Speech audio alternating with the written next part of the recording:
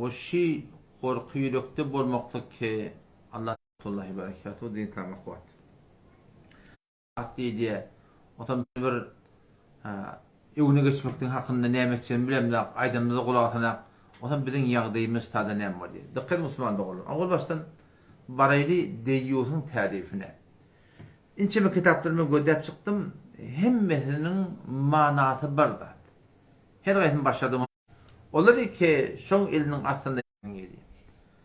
Teşvadan anakem brandi tariflerime näme hakynda ki namusyny kim giydiye? Namusyny ýa-da kim giydiye? Kim bilen oturşýar? Şoň hakynda habardar bolmasylyk. Vay bahal ol bir adamyň hakynda köýet namusyny ejade berýär, parklarda ýenek gelip. Kim bilen oturşýar? Kim bilen turşýar? O bilen işi ýok. Ne yaparım en başka ýe? Ne yaparım ýagdaýda ba? O bilen işi ýok. Ola adamın tarifine näme diýme bolar. On şol adam hakynda, şol adam diýip şol jamada şey etip ýerler, adam musulman da bolsa yerin güdünde şöyle fesat edip getip ýerler. Yerin güdünde ne kadar adamdan şehvetine heyecan oklap, ne kadar adamdan gözlerinin zina etmeklerine, kulaklarının zina etmeklerine, burunlarının zina etmeklerine sebep bolýar adamlar. Burun ne yapalım zina etýär? Şol denana, şol adamy iki barahim deýýutlygy bilip öd namusyny nirek giriye, nirek gitýär, nirek kimi oturýar, nirek çyk gitýär, ütüne atır et gülen çalıp başdaki erkekleri iýitin maraqsızlygyna kokuytýar. Şoňa Peýgamber burnun zinaty diýipdir. Ol bir adamy köýet namusyny kim bilen oturup turşýany habary ýok. Hawartan galan hyýabalary ýyklap gelip ýa, daryň diýen köne geyip onuň munyň gözlemekdigine, dodakly işlemekdigine, şopar maraqyn kepleri aýtmaklygyna sebäp bolýar. Peygamber näme diýär? El-aynu tezni, göz zina etýär. Gözleň zina etmekdigine sebäp bolup duran adamlar şolar. Odam şol adam näme etýärler? Jamiany fesada çekip ýerler. Kur'an-ı Sure 1 barda oky: "İnnellezîne fetenul mu'minîne vel mu'minâti thumma lem yetubu felehum azâbu cehennem ve lehum azâbul harîq." İnnellezîne fetenul mu'minîne vel mu'minât. Olar ki erkek imanlı adamları, erkek imanlı denanları fetenu fitne aklayanlar diye. İmandan aytaryanlar. İmandan da saltiyan maraq suratında adamlar var diye Allah Teala bereketler. Şolong toňy barjak ýa cehennem diýipdir. Hatta Peygamber sallallahu sırahatında gelýär da. Peygamber hadisin sırahatına gelýär ki iki cemaat var. Men şolary göremek, biri erkeklerden, biri denarlardan. Ola ne yaparım? Köynekli yalaňaç diýip. Kasiyatun ariyatun mumilat diyor. Köneği var, yalanaç meylettirýär diyor oňa. Ya öýde meyletýär diýip gelýär. Adam gynata Müslüman doglam, şu jamada görünüp duran ýagdaý, şu ýagdaý bar ahim şol deýýutum bar gynata bir aňyr başyna baryp duran ýagdaý. Peýgamberiň aýdany, o kim bilýärmi? Bir adamy ki, oň eçer maşgalatynda denananyň ýanyna, gyýdynyň ýanyna, geliniň ýanyna kim gelýär? O Peýgamber şonu edipdir. Indi o gurrun ki barahim ol qydyny ekerduni berýär, gelini jazy berýär, öz namusyny durup onuň munyň oýun çykarýar, ýene bir aýtýar, daryň diýden könege paralakem hyýabany ýyklap gelipýär. Oň hakynda Peýgamber nämedir? Kasiyatun, ariyatun, mailatun mumilat. Könekli yalaňaç meyletýärler, meyletdirýärler. La yedhulunal cennet, cennete cennet, cennetin iýiti de şol adamdan, şol denarlyň buruna hakmar, cennetin iýiti 500 ýyllyk ýerden gelýär diýip. O näme diýip? Şoň ýerinde fesat öretdi. Teşe hesap etdi o adam. Şu ýoluň ornuna bir 15 adam, 20 adam, 100 adam, 150 adam, 200 adam garny azyp oturan bolsa. 24 saat daha diýmekdir. 200 adam ýoluň ornaty, 200 adam arasynda ten eline bir gyzyldan çekdirmeni alıp, defetine de barahyn bu ýanky tokluýunda var etini var hak edip, haqqaýt bu gorpdan çekdirmeni şu 200 adam içine şeýle geçip gitdi. Şol adamdan ýüregine näme düşer? İçi yanarmy, yanmarmy? Fakat oňa diýse iýsini almaly hatem. İbe kakynda diýok. İçi yanarmy, yanmarmy? Ak çekermi ýa çekmermi? Wagt çekermi ýa çekmermi? Ağzından gelen aydarmy aýtmarmy? Musulman dogan. Vakti ki meni sen şunkun öz denanamıda, öz gıydımıda, öz gelinimide vakti ki elimizden gelip duran yerde inerken bir topar erken arasına şu maşturatında bolar olman egmaş yedirip yürüyüp bariyaka emman tartıp bariya evinden öten başla barım, irinden öten başla barım, kaptandan öten başla barım şu suratında öz görünmeline yerin kök edip erkek adamları hevayet ettiriye. Erkek adamları öyle meylettiriye, erkek adamdan şehvetin suratında meylettirip, heyecanı tarıp şehvetlerini kaldırıya, aya şu çektirmeden, şu beterrek mi değil mi? Olu köyde veren adeta çöre uyuyor. Hıyar yer, körtov yer, burada diyor. Ama bu cavanı olanları ki, öylünün gelip yerli. Başarman gelip yerli öylünmekteki. Sen gidiyorsun namusunu, şınan arasına görüyorsun, görüyorsun. Sana ne yaparım cennet ne deyip etmeli? Sen camiani, hanımadaları, cavan olanlar kullan fesada çekip veren adam kıynadı. Ondan sonra sırahatın hadise geliyor. İnnallah la yakburu. Ben namaz okuyor. Arada tut diye. Zekat ver diye. Peygamber ayettir. İnnallah la yakbalu. Allah Teala kabul etmeye. Mines sukur yevmel kıyame. Sarfa ve la adda. Sukurdan Allah Teala fardından kabul edecek ya. Nehlinden kabul edecek ya. Ve mes sukur ya Resulullah. Sukur ne emul yedittirler. Ellezi yedhulu ala ehliye rical. Ol bir adamlar ki onun namının yanına baştaki erkekler geliyor deyiptir. Vay baha seni cavan olun ki bugün bir toy tutacak deyip onun bunun malakim raksı nur edip yine burada edip namusunu ortaya getirip öd namusunu bunun suretini ortaya getirip sen nezre bi namus bolup durdun. Sen nezre bi gayrat bolup durdun ki şu gün öd namusuna ev olman yapar. Türkmenmen hiç buradan korkmam men sen bugün ayalından korkup durdun. Sen bugün kıyığından korkup durdun. Sen bugün milletin kefinden korkup sen şu gün iyile olamayız olacak deyip durdun. Müslüman doğun. Aytyan keplem ağır kepler. Men kefimde. Yine peygamber okudasan kefi. Sen namaz okuyardın. Han namazın amali. Sen arada tutuyardın. Han aradan amali. Sen Kur'an okuyardın. Han Kur'an'ın amali. Ayaşı şu bolup verdilen yağday. Ayaşı şeriatın aydan. Bunun hakkında inki ulukon. Cinayetti, hıyanatti, adına ne mi koyduğunu kim etti? Şu bir tavır adı akıl etti de ki helilin evine biduni perde diye vermeklik bilen bilmeyen falan tararı ekidip otada falanın surunu okuyutmaklık bilen şunu mes ayarlı olamı değil. Halaka maktumun yokta bolur mu koşkoktur. Şu bir tavır manahim akınlar moğlular. Kıyınan takta varahim olur ki re'si otuyla kefne kulak açacaklar. Şolar kıyınan takta şıdaatları, ölleri, ev sürdüler. Emeli barıp şutada oturuşmaklık bilen şu suratında var şutada teyit ettiler. Bugün Türkmenin namıdı surat ne mutlu Huday takkasın yani elden çıkıyor. Yeni bir tarifte göre. Felev ra'ar ricale me'ayreti. Bir adam öz denanatını başşer kademle ben görse diye. Başşer adamla şu denanatını oti. Tunkahu. Eğer kademle de var akim bir denanatını nikah verilenmeli. Yaşiyeten lem yara dalike kabihan. Şun telefe görmeyen adam şol adam deyuh deyip. Adam şu da Müslüman da oğlum. Qati Allah'dan korkmak gerek. Bilmediktir tövbe deydim. Ağan bilmediktir. Ama bir tane sonra ikinci böyle kurunuşu da ayallı oğlumuz da kulak atan hakkı diyor. O da eğer öyde dedin olsa, senden olu konum olsa, sen kefine kulak atılmaya, aydıp durun deyip dursun, sana ne mi değil diye. Petrolüne sen iştahı inşallah mükellef derdir. Sen boynuna düşmeyen ne olur? O şu doğrultunda, ortam malahim sen boynuna düşüp de dur. Yani burada attıysan zoruna salsan bir devlet ağa aydıp badakım yok görüyen var başını götürecek de olsa elinden gelmeyen durum olsa elinden gelmeyen durum yağdayı Huday Teala da bizden istemiyor Müslüman olur.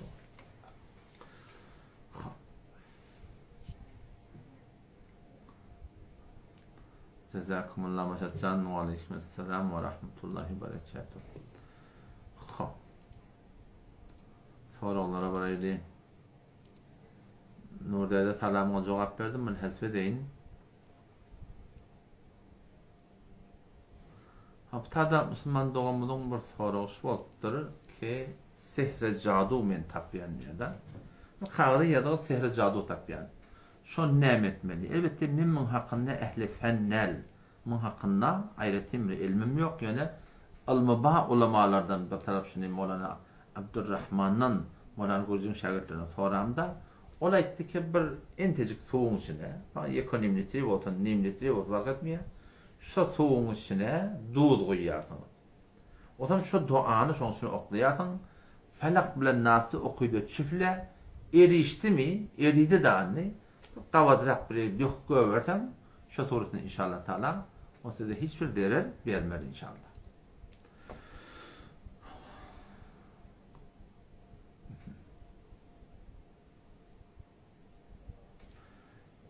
Bir ictimai daire xo'p.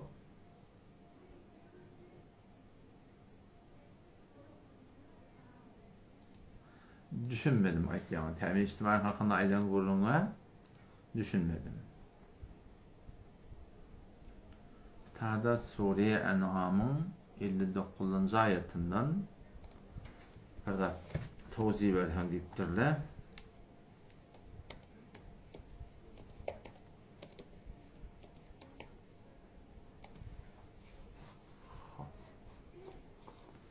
Suriye En'am'ın 59. ayet.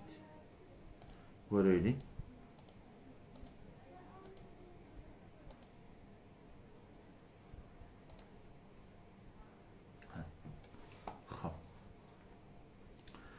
Müslüman doğanın biri isleg edipdir ki Suriye En'am'ın 59. ayetini bir açıklap berýän diýip. Rabbimiz Allah tebaraka ve teala pak kelami ve indehu mefatihul gayb. Gaybın açarları. Gayb diýerler näme? Ma gabe anil hawas. İnsanda hawas var, göz var, görmekdige, kulak var, eşitmekdige, burun var, isgamaklyga. Şu turda lamsa var, mesas etmekdige. Şi havasla var, havasla. Gayb diýerleri şu havaslardan bir gayb bolup duranda, gözü görmän durandatlar. Ve indehu mefatihul gayb. Şu gaybın açarları kimin yanına? Dine Allah Teala'nın yanına. La ya'lemuha illahu. Şondan başka şonu hiçbir bilecek yok. Ve ya'lemu ma fil berri vel bahr. Allah Teala şeýle birdat ki çölle bolsun, deryada bolsun, hemmetinden habar var. Ne kadar ulukon çöller var. Ne kadar şol näçe hektar, o şonu ne kadar çäge şonun hemmetinden habar var. O deryalarda ne kadar ağır deryalar var. Köpten köp su var.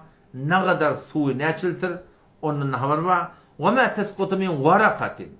Bağlar var. Milyar bağlar var.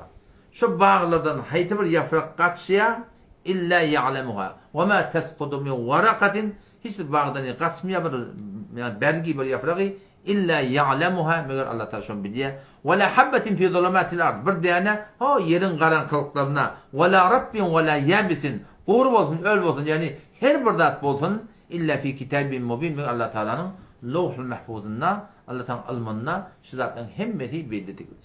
O da vakti ki işte Rabbimiz Allah Teala mefatihul gayb, gaybın asarları şoň ýanynda diýipdi. Gaybden hiç kim habar bilmeýär, meger bir peýgamber iki Allah Teala'nın tarafından ma peýgamber bolup gelipdir. Şu peýgamber mübarek bol, gelecekde kıyamet şenlim näme boljaklygyny aýdypdyr da şeýdämi? Şoňa näme diýýär? Enba'ul gayb diýär. Alimul gayb Allah Teala Peygamberimiz Allah Tebaraka ve Teala enba'ul gayb. Gaybın habarlarını beripdir. Şu taýdan Peygamber şu Hudaý Teala'nın beren habarlaryny aýdypdyr yani. Ondan başga berde de bar elbetde Hudaý Teala'nın welilerine, ewliýalaryna bazen bolýar bir keramet ýüzünden barahim bir geljekden bir ýagdaýlar şu turatynda olaň ýüregine çypdy, suratynda bar olaň da diline gelmektigi bu da bolmandyranda. Elbetde haýdy bir ýürege çynda oňa Kur'an-ı sünnet var, sonra şayet bolup da suratının doğruluğuna bir delil tapıldı. O şu aydan ştada şuna da var hemşe ayette işare var. Kişiler ki işan hellerin yanına var ya. Porhallan yanına var ya. Yeni bıraktığın yanına var ya. Hulasa suratında var hemen yitiren tap beriye yeni bıraktı. Müslüman doğun şu datlar qatı bir yanlış. Şun batırıllığını gelecekte boljogy Allah Teala'dan başka bilecek hiç kim yok. Elbette buradan yiten bolsa. Yitip de suratını var, hakkani ulamalar var. Bazı ulamalar var, şolan zıllı bilen irtibatı var. Musulman zıllı bolsa, şolara kömekçi bolýarly ba elbetde. Elbetde onun hakkında her kime anam etmeliler. Haýty bir ahun ulama ki, şu şey diyen bolsa, şoň bolup bersin şeriýata tawara gözlemeli. Hele erken arasında perden raýat etýärmi? Öyle Peygamberin sünnetine mutabık mı? Eğer hele suratında baranda var şunu mehremden raýat etýärmi? Şolardan etmad edip, şoň hakkında şolardan da kömek almaklyk bir bolmandyran dat elbetde. Berde gomolok diýer, bilmeýän aýnadan görýän, ýene bir zatdan görýän, bolan hemme hurafat, bolan ýanyna barmalar elbetde.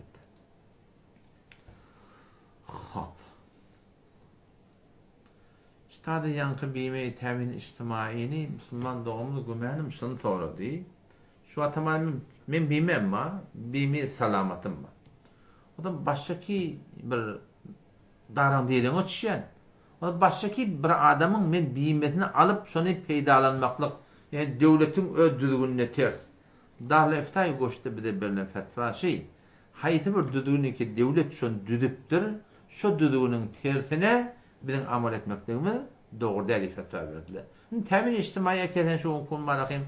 Pul döküp de barakayım ödün biyim etmekliğe. Beraber zaruret icazı da verildi. O müstahiden hakkında barakayım onun kımını alıp da ödün oda koyup vermeliler.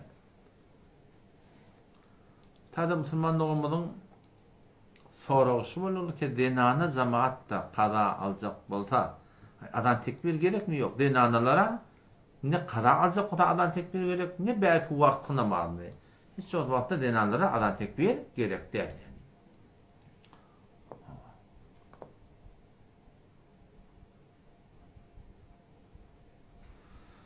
Nurda burada yazıp dursan Şaruz'daki Nevzat-ı Tozih de deyip dursan. Düşünmedim Nurda. Yavaşça yazıp beraber. Hop, bir temin içtimaiye geçti. Sure-i Bakara'dan 153. ayet. Şu haki Mulayli Geleyli Kur'an'a Evliyalar çağırmalarının guruntundan baranandan uğur boptur şey. Orayli hava doğru öyle. Doğru öyle.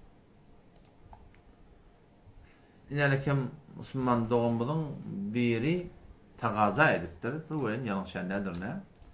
Yamaçladım bu gören orada derken 153. ayet. 153-154 orada da. İki de iştardı var. Bu Müslüman doğumun takazası olur ki 153. ayet Sure-i Bakara'dan şimdi açıklayıp versen. Rabbimiz Allah Tebarek ve Teala ya eyyühellezine amenu ey iman etiren adamlar İsta'inu bis sabri ve salah kömek alın sabırdan namazdan innallaha ma'as sabirin bişek Allah Teala sabrettiyenler bilen diye. Açıklamasında olamalı sormuyor diye ki bir imanlı adamda sabırdan kömek almalı. Ne manatı var? Yeni bir kıyınçılıklar gelenine sabretmeli. Çünkü sabır derdin, çünkü der beden diye. Sabır diyorlar diyanatta ne kadar ehemmiyeti var? Aynı baş. Adam elsiz gelir. Adam kuluksuz gelir. Adam burunsuz da gelir. Adam ayaksız da gelir. Ama adam kellesiz gelmiyor. Diyanatta da biz eğer Barahim suratında sabrımız bolmasa günah mukabilinde sabretmeli. Gözün takkacak olan sabretmeli. Karnın takkacak olan sabretmeli. Fercin takkacak olan sabretmeli. Şuna meliş hayır günahdan kaçan sabretmeli. Taata duracak olan sabretmeli. Namazı okuyacak olan sabretmeli. Ama şu taydın Barahim biz şu sabırdan kömek almaklık diye mana neme? Bir de Allah Teala'nın aydınlatının mukabilinde sabrettik. Şu tuğratını ezmettik Barahim. Rabbimiz Allah Tebarek ve Teala idine innallahu ma'as sabirin. Benim mededim, kömegim Huday Teala şu sabret diyenle bilen sabırdan kömek almaklık mana neme oldu? Biz sabrettik. Huday Teala bizi meded edecek, kömek edecek diye aytdı. Ve salat namazdan kömek aldıktır. Namazın hakkında Peygamber Aleyhisselam mübarek hadisi var. İza hazabehu emrun fez'a ile salat. Peygamber Aleyhisselam hayta bir kıyınçılık gelenine namaza karşı yüzlenirdi diye. Hayta bir kıyınçılık oldu. Çünkü kun algın ölmenli, bergin ölmenli, oğlun uşak mediyottu. Hayta bir yağday olsan, unçak namaza yüzlenmeklik. Toran düktede, toran başı tedbirleri. O zaman şu daydı namaza yüzlenmeklik yani Allah Teala'nın rahmetine yüzlenmeklik. Allah Teala'nın rahmetine yüzlenip de Allah Teala'nın rahmetine bize motiveççi bolsa digi o zaman hem yürekler şoğunne hem melişekler şoğunne antattan suruna işimizin doğrulanmaklığına sebep oluyor. Onun için zaten hem işte diyanet yolumuzda biz biraz sabır olmalı, sabretmeli, günahlarına önüne taat kılmaklığa, vahide bir kıyınçılıkta vatandaş sorduğunda namazda yüzlenip Huda bileme razı niyaz edip arada ayıp da sonra baştaki tedbirden uğruna düşsek inşallah şunun bereketine hem dünyamız hem ahiretimiz abat olur inşallah.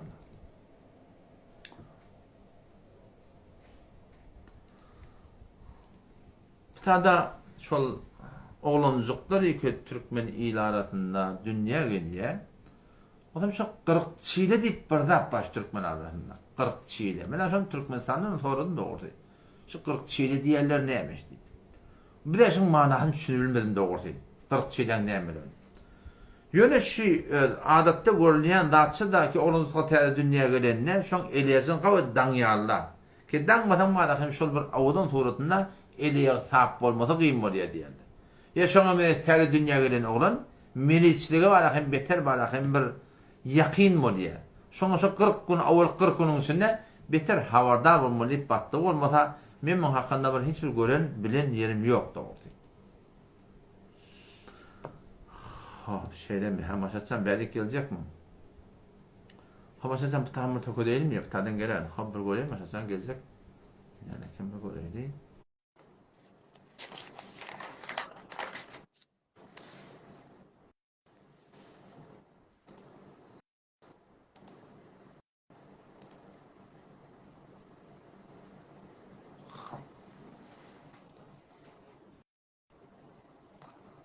Hamaşatcan, esselamu aleyküm. İnternetin zayıf yarak var. Gelmen kıymetli. Belki işledin. Ve aleyküm selam. Hamaşatcan kavmu? Selamun aleyküm Ahmet'e.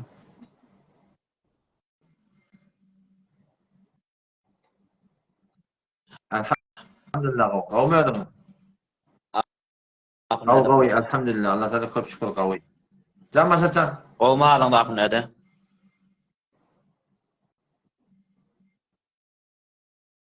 O elhamdülillah Ahmet'e.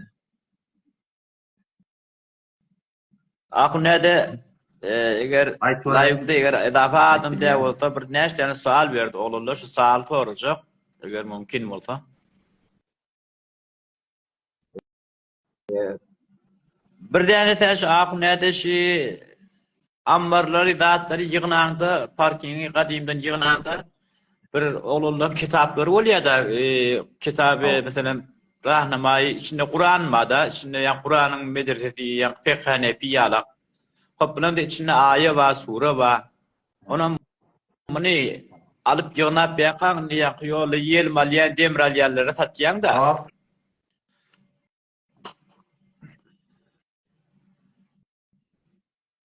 Bıraşın hüküm nezrek ahlet onun ya da şu mesela bir kağıt tapyan bir Kur'an'ın ayetini suresini bir tapyan da ayet müşemmel koyan. Onun şular ne etmeli oluyor ahlet. Yeni bir soran sonra.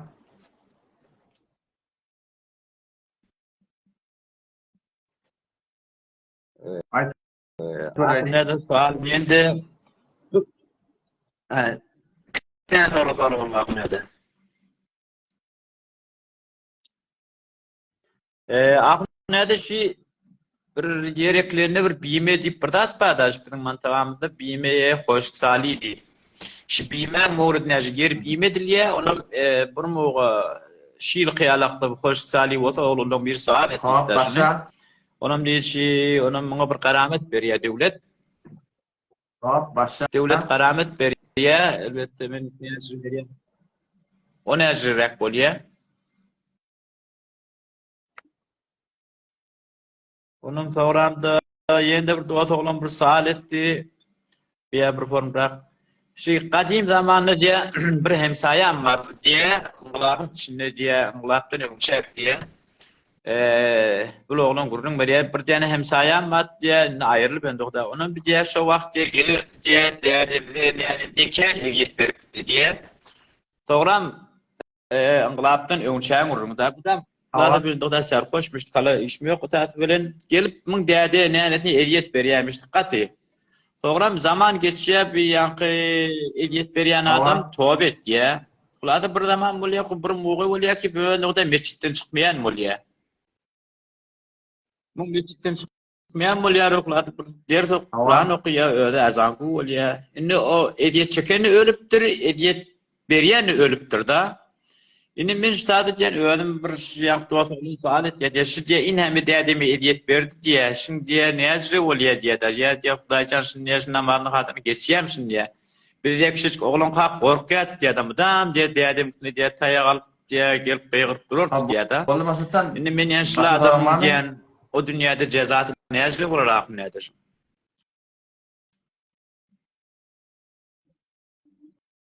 Yo ahmedi men qatedan men burunda internetim zeyipmi şu hükümette ýagyn yer boldy internetim zeyifrek miken bir form aýlanıp duýak näde sesim bar ýanmada gowy. Aleyküm selam. Boli ahmedi. Assalamu alaykum we rahmatullah. Hop, Maşatçanın 3 tane sorağı oldu. Bir sorağa yerin bimelerinin oldu. Tıkkır Müslüman olamadı. Düzgün ki bizi öğretti de bimelen hakkında ol bir bimeleri ki ihtiyari.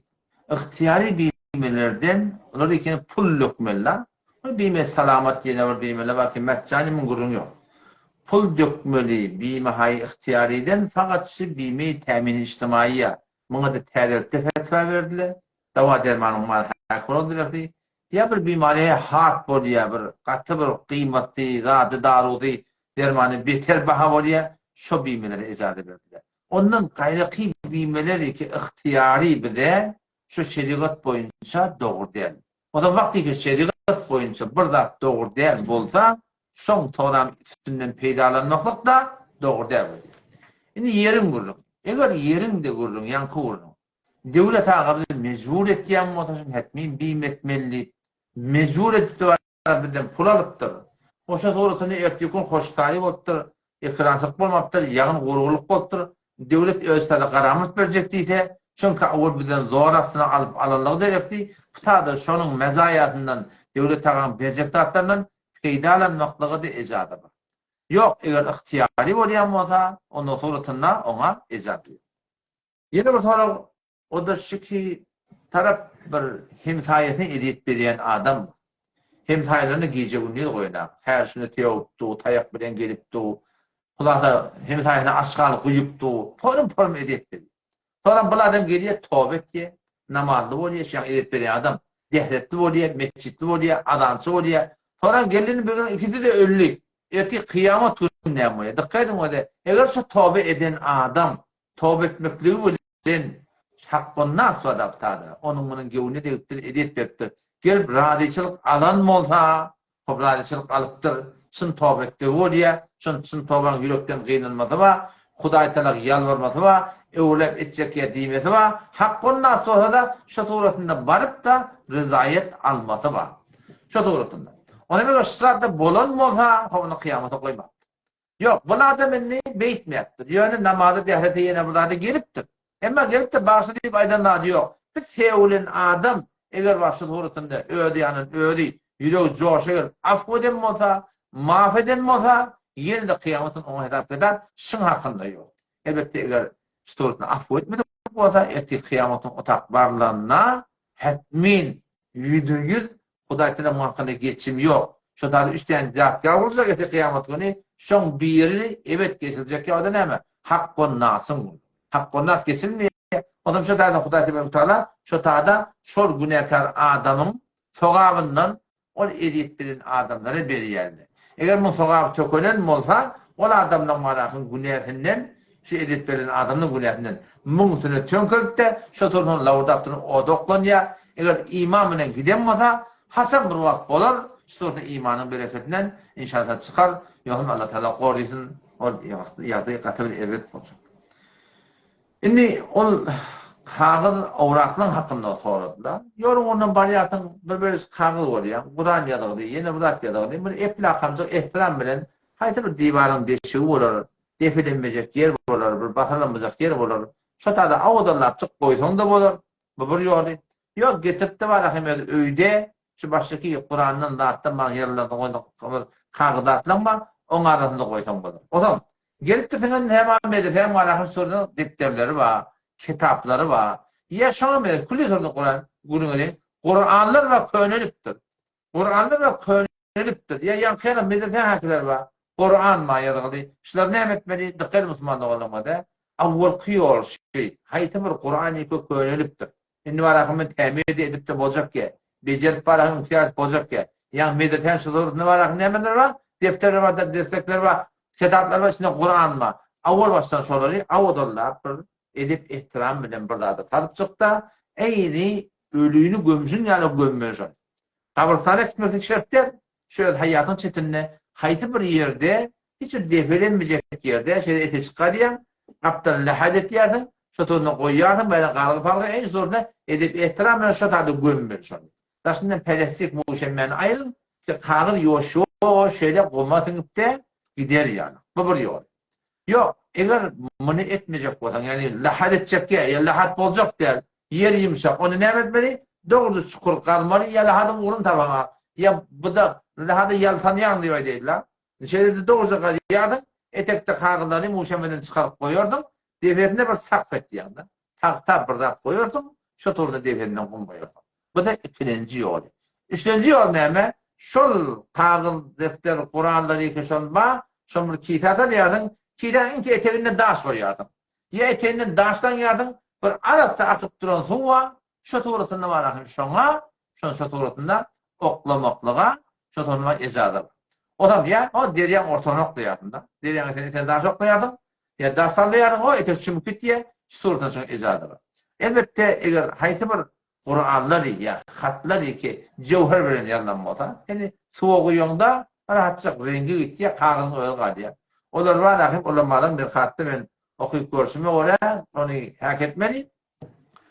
Suvat almalı, rengi gitti mi? Kağın ayrı akan şu torutuna bir onun kenarına dağda. Cennetin Kur'an yerinden kağın bir ehtiramla koymamalı. Yoksam da bağışlar. O su var su cevherda hatta Kur'an yerinde dursun. Şu torunu içmeklikte ulamalı şefa vaat etti. Elbette bir grup başladı orada. Sahih Buhari'de men okudum. Hazret Osman radıyallahu anhu şu öz zamanında bir ulaqam bir fitne döretdi de Kur'an olsun ki bir ulaq gurrun var ulata porum Kur'an okuyalı çıkıptır lehceler şu tuğrutuna barakin bir 3-7 farklı olur derekli her kim Kur'an'ı bir form okuyup birbirini kafir dişmen durup dururlar şu tuğrutunda şu zamanın fitnesini Osman radıyallahu anh yatıracak olup hem Kur'an'ları üyüşürüp şu tuğrutunda Sahih Buhari'de gelişine öyle şunu yakıptır diye. Ondan şu taydınma on bir fitne öne geçmeden için barakim Kur'an'ı yakıptır. Sonra eğer barakim suuda koyla ata. Bir yerde gömütte hakeda ata. Haytır adam çıkaramalı. Yamaçtan fitne döramalı. Şuradan ayrıptır diyorlar. Ondan şu taydın şu hukum bile hayatını şu Kur'an'ı otlamaklığa izadı yok. Elbette haytı bir yerde bir adam bu da şeyler burada khas oldu. On öyle biliyor Huday. O bir adam şeyti eder yok. Kulli tuğratında beyde bir adam Müslüman'da olan fetva verilmiyor.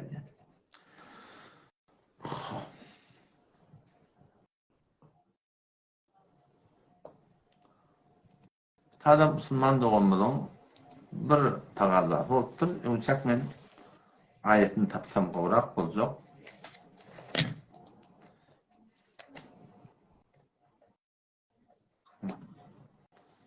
Göreyli ulul emri minkum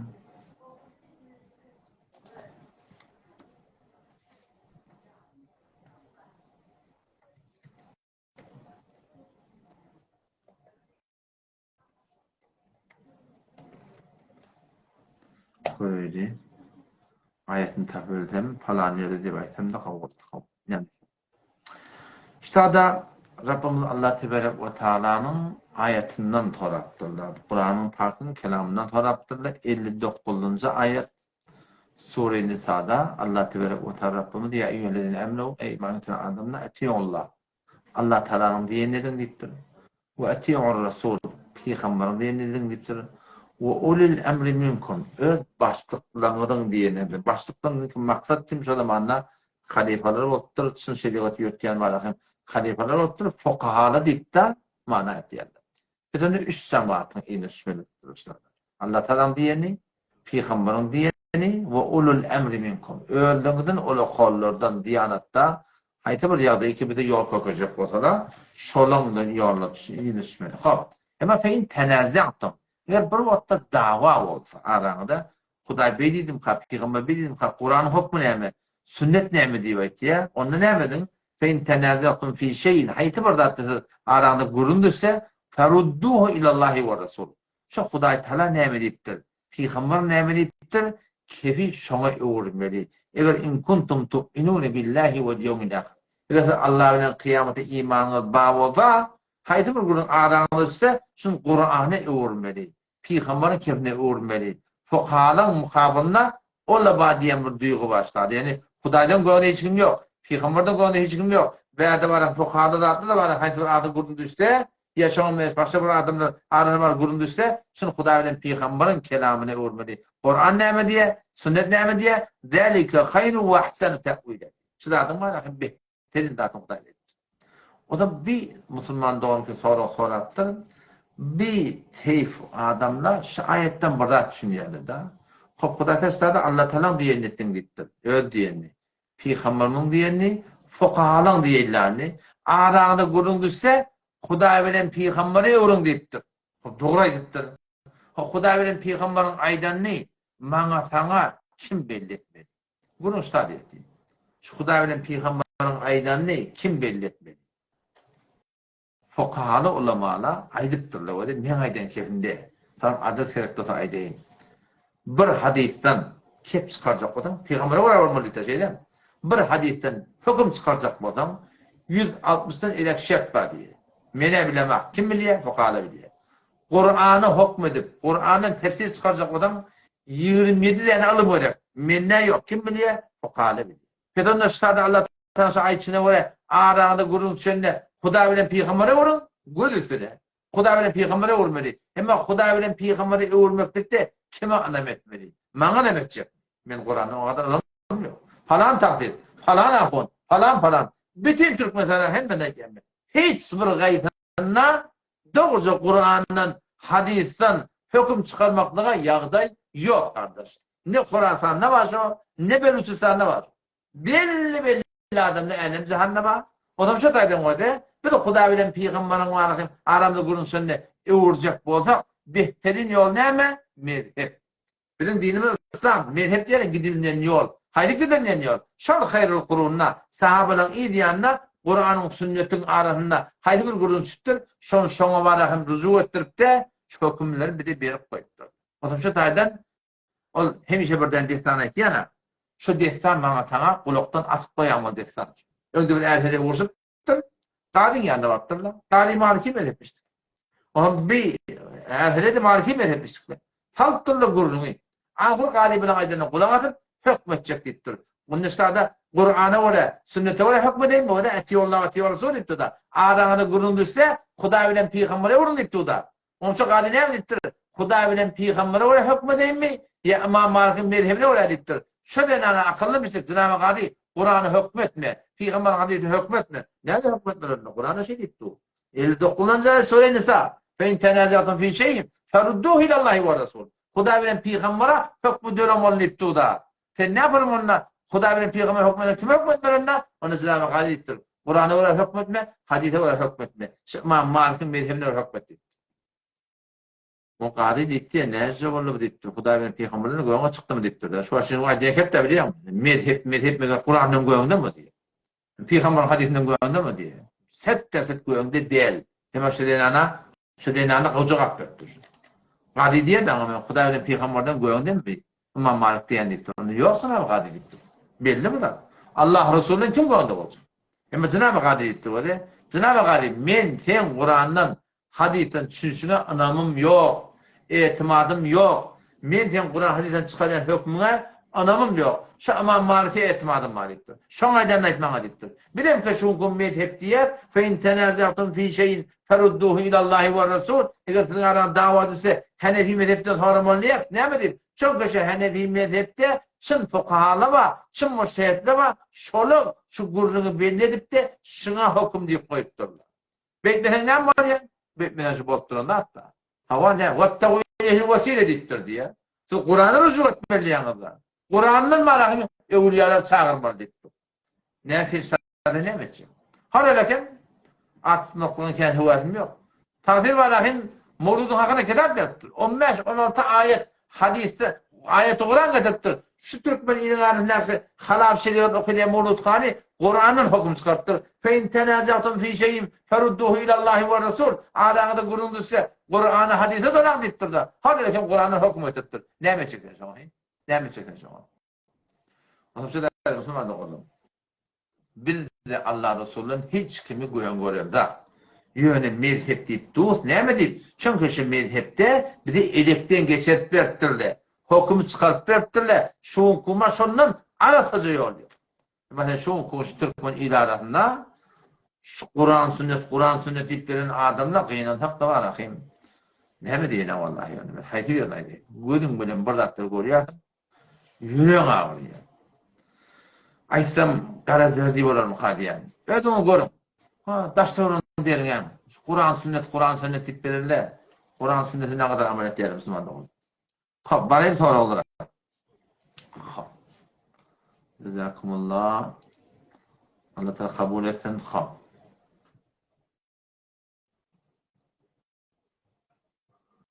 Tadı Müslüman doğumu sorattır ki terk-ü sünnet etmeklik günemiye günedem ve de sünnete ekber. Bir sünnet-i muakkede var. Bir sünnet-i zavait var. O musahab dedi. Sünnet-i muakkede ne mi? Zımma namazın önce 4 rekat sünnet.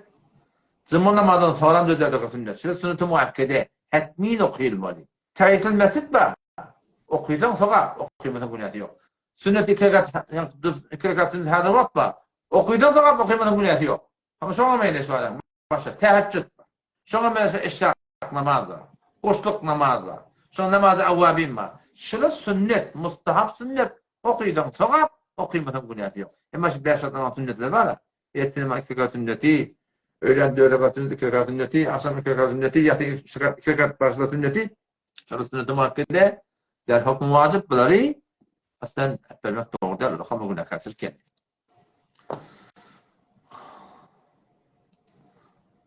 Bir Kur'an yargıldıran kitapları bir zayiata tatmak yok doğru değil. İmmanın dağ etmektik. Şöyle bir dava dermanının için. Mümkün bolluğundan o işi etmeliler. Başka hiçbir derman tapılmasa mutakassıs tebipte zaten destur verti icadı var.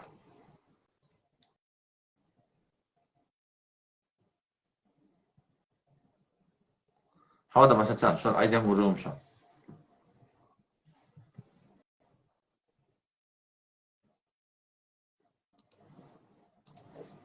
Bir tane Müslüman olmalı soraktır şey. Yani bir adamı var hem etinamaz kala var ya. Oğlum azan çekmeli, kadan alacak o da. Önce sünnetini okuymalı, öyle önce kadan alacak. Ondan sonra tekbir etmeli, sonra farzını okuymalı.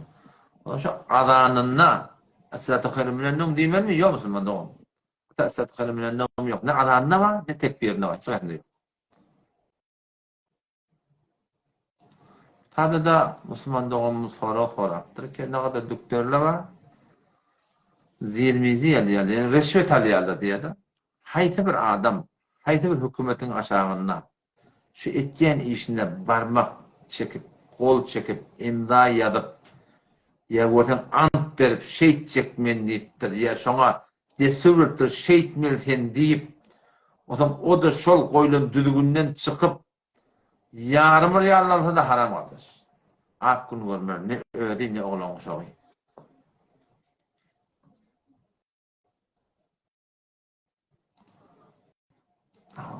Yeni bir soru Müslüman doğumunun soru şey ki Kur'an'da sureler var. Şu surelerin ayetleri bir yerden koyulmuyor, Hudaý Resulü'nün tarafından düdülmüyor. Olar Allah Teala bilen Peygamberimizin şeriat boyunca aňyrdan gelenler. Peygamberimiz de özünden aýdylary ýok. Eýni Sure Bakara diýe, Ankabut diýe, Yasin diýe, Elif Lam Mim secde şeň hemme näme tawqifi diýe. Yani akla mecali yok tada. Akıl yok tada. Hiç kimse bolmaýar. Peygamberimiz Allah Teala'nın emrine şol surelerin ayetlerini belledikdir. Başlatsan cezakumullah.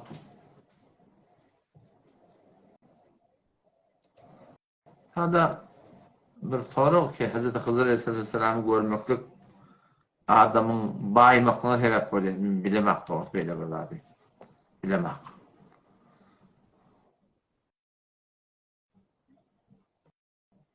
Hafızam pratiktir.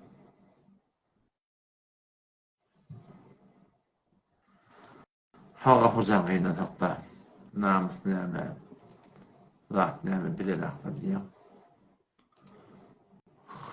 Biraz ben ayrayın. Öteki Hamid Can'ın soruğu değil. Bunu kötü. Ýadgyla tökönni. Tadan göreli, haýdy musulman dogan gelip bilýär.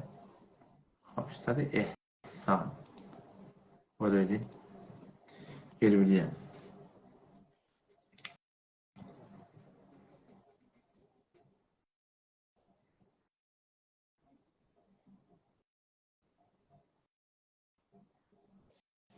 Hop, başarmady. Esasen men seni gorýar. Klik etýän üstüňe. Emma bolanak.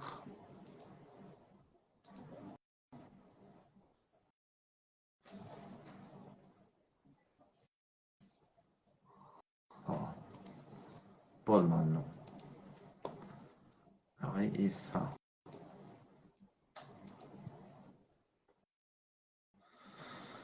Yazamadım.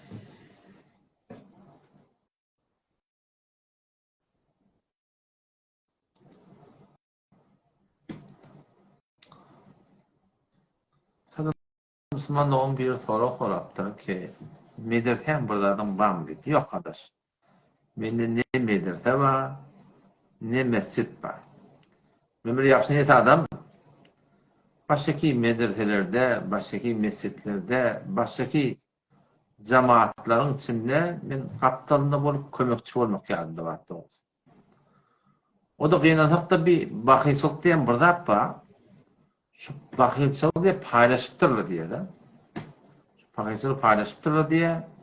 O kıynasak da şu an köp semi ahumollah çuğul kıynasak. Ama bakıyçılıklar ara geldi. Kiyan kep kurunu döröttüler. Şu torotunda neçelik vardım ki şu asabı. Gel ders versen, gel cerede koydan, gel falan etsen. Baryan elhamdülillah ve minnet. Direkt barsam Hudaý Taala Kur'anyň bereketinden awatçylyk getir. Gurla bayda bak, gören dursun adam. Baryan elhamdülillah 50 näme, 1 ýyl, 2 ýyl, 3 ýyl, 6 ay, birdap 50 näme şagalan şogulan Kur'anyň bereketinden jawan olanlar hewatyna taqqal goýman durdular. Dinan adamyň ýüzlerini örtmän durdular. Ne kadar bir kavuluklar bolman durdy. Sonra birden ne arkan boşat geldi. Näme diýip aňyrdan gelen amallahynyň adyny soraýar. Şunu bilen, muşkul işlerde. Aňyrdan gelen amallahynyň adyny soraýar. Emiriň adyny sorana. Ahynyň adyny sorana. Tazyryň adyny sorana. Bir ortanda bar amallahyň sözüni diýip duranda bar. Olam şu häk çağırıp getirirler. Hawa, bizim awamydan gidama diýip dururlar. Hawa, bizim awamydan gaýdama diýip dururlar. Sonra marahim, oradan öyle turdular sonra. Öýüň melle, öýüň daşlap, denar oglan soňa bıçak bilen dokulyp, şodursuna dokula salyp, nagdyr ha öyle turdular bilýärmi? Subhanallah, Allah hidaýet etsin. Ondan sonra men otak çağırdım, otakta şeyde boldu, otak çağırdım, otakta şeyde boldu. Sonra niyet etdim aga, men de hiç erkek çekedim. Hiç erkek çekedim. Ondan berde de üç erkek çağırdılar. Men dedim çağırýardyňyz, yazıp berin dedim. Hücre gel ders ver diye, hücreni özüme verin aga dedim. Hücreni özüme verin dedim. Men Hudaý için durjak dedim. Hıtmet edecek dedim. Gözüňi de onu yazıp bereyin dedim. Men de hücreni vakf etýän dedim. Men de hücre elmeň izine de. Ama dağınık diýen o çöllerine bir can bir ölüm daşy. Ya ölmeli ya kalmalılar. Canlar hatıra düşenne, abraylar hatıra düşenne, arkan boş atýarlygy bolay. Men ýadydım da okşurdy. Ýadydım şuna gellerinde var. Hudaý peýgamber diýeli Hasan şeýle bilýärmi? Ýüdügöllerine çaň deýänçe. Bir adam öldürüne öwü düşýänçe. Şoňa şeýle Hudaý peýgamber diýip köpdi. Ýüdügöllerine çaň diýjek bolsa, adabryny düşek bolsa, şoňa mene sorahym öldürüp bir öwü düşek bolsa, häkim bakýsyk bar. Şo ortalıkda var ahim şo sorup näket ýaly. Hücrem yok, meçidim yok. Hücre meçid tanmak yadımda da yok doğrusu. Onun yerinde kem gururlar var. Ha.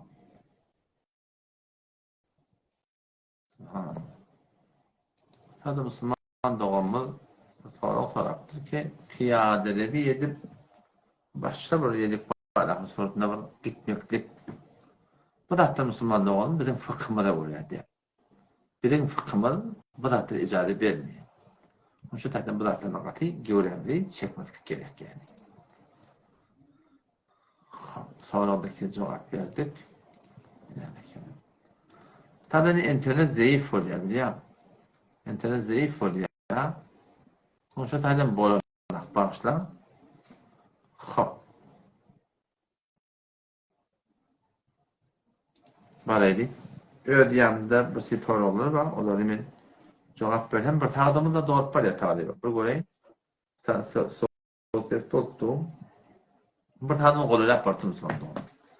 Bir gece boları da ne yazım atandı canım. Bir gece boları da son tağdamını koydurmalı la oturup başka kim Müslüman da olamalı. Ha.